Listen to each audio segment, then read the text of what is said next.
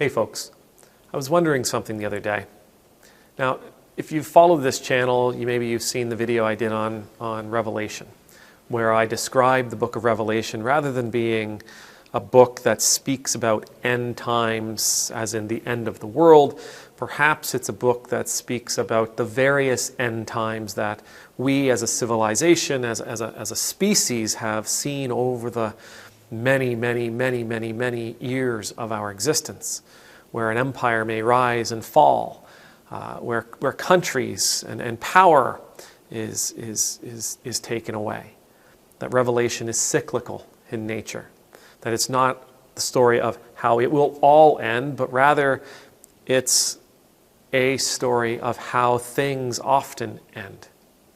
Anyway, the other day, a thought popped into my brain. I was watching the news, and all of a sudden a picture of Ted Cruz having supper came up. And he was sitting beside Donald Trump. Now, Ted Cruz for the last few years has been a very vocal supporter of former President Donald Trump. A very vocal supporter. Despite the fact that before the presidential election in 2016, Trump called him everything but a Canadian. But he called his wife names. He said his father took part in the assassination of JFK. I believe he had a nickname for it. Wasn't it Lying Ted was Trump's nickname for Ted Cruz? And yet, here Cruz was having supper with this guy that, for years showed him no respect. Did everything he could to dismantle his character. Insulted his family. But Ted's going. Ted wants to see him. Ted wants to get on Trump's good side. Ted wants to toe Trump's line. I remembered then Kevin McCarthy, who right now is trying to get rid of Liz Cheney. Liz Cheney, of course, is a vocal opponent of Trump, a vocal critic of the former president and the things that he's currently doing and saying now. And of course, Kevin McCarthy, a major power in the Republican Party, is saying, we got to get rid of her. She's got to go. She's not towing the company line. We got to get rid of her. McCarthy, on January 6th, called Trump out. He called Trump out publicly, criticized Trump publicly because of the insurrection, and then later on flew himself down to Florida to make nice with the former president. There's a lot of these Republican politicians, a lot of people who are sort of high up in the Republican Party who are finding their way down to Florida to kiss the ring, to bow down, to pay their respects to this person. We see in church land, where every Sunday we see several pastors who on national television and in the national media will give sermons about the election. They'll give sermons about how it was stolen from Trump. They'll give sermons about how Biden shouldn't be seen as the real president. There are Christians out there who claim to be prophets who are still towing Trump's line. We're seeing all these people from different aspects of the world who are giving themselves to Trump. There was a thing on the news the other day about a person outside of Trump Tower who was there waving the flag in the United States.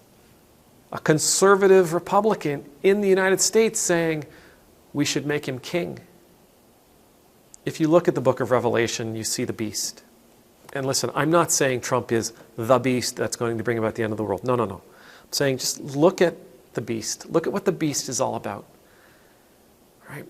The beast is all about persuading people to give up their values and their principles to follow them.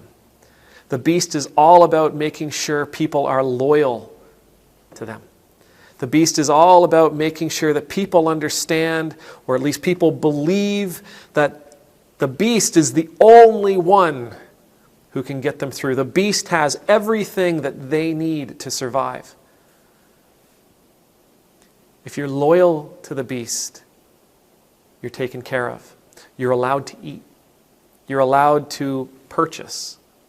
If you're loyal to the beast, if you wear the mark of the beast, if the world knows you belong to the beast, you're allowed to feed.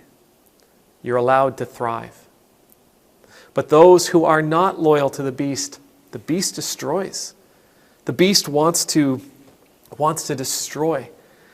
The beast wants to make sure that these people can't eat, that they lose their livelihood, that they lose their way, that ultimately that they lose their life, that which they cherish. Again, I'm not saying Trump is the beast. But the thought that popped into my head was, what if he's the beast of the Republican Party? They won't be the same after this. They won't be the Republican Party that I grew up knowing. They won't be the conservatives that I grew up knowing. They're casting away their values, their traditions, their principles, and they're taking his on.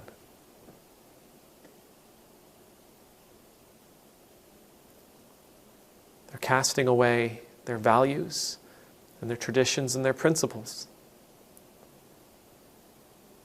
to pledge their fealty to this demagogue.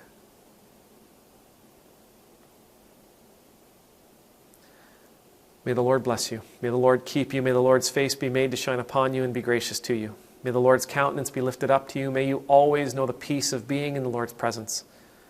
I pray that as these people appear in our lives, and they always do, as these people come knocking, and they always do, that we will recognize them for what they are. That through their words and their actions, we will hear and see them as they truly are, and we will reject them outright.